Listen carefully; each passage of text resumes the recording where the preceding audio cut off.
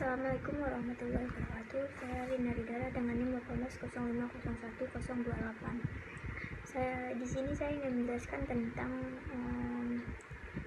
PPT atau slide yang dikirim oleh dosen saya dengan mata kuliah lembaga keuangan yang judulnya Bank dan Lembaga Keuangan.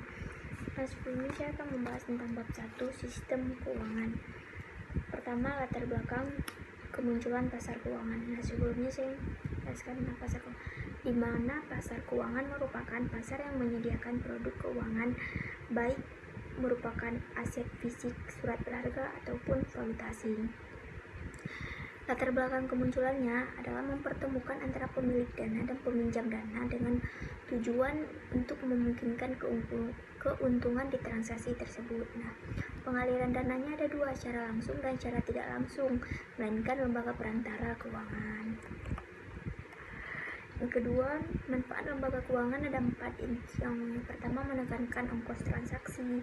Yang kedua, mengurangi harga transaksi. Yang ketiga, memperlancar aliran dana. Dan yang keempat, berujung pada pertumbuhan ekonomi.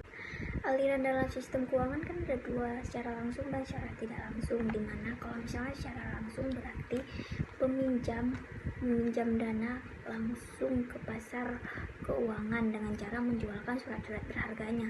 Sedangkan secara tidak langsung melalui lembaga-lembaga perantara seperti bank, perusahaan asuransi,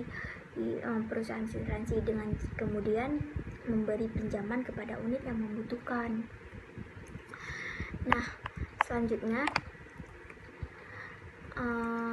aliran dalam sistem keuangan itu pihaknya ada dua. Yang pertama, pemilik dana dan peminjam dana, di mana pemilik dana berlebih tetapi tidak memiliki kesempatan untuk investasi, sedangkan peminjam dana memerlukan dana untuk merealisasikan investasi, dan kedua pihak ini merupakan pihak tidak produktif.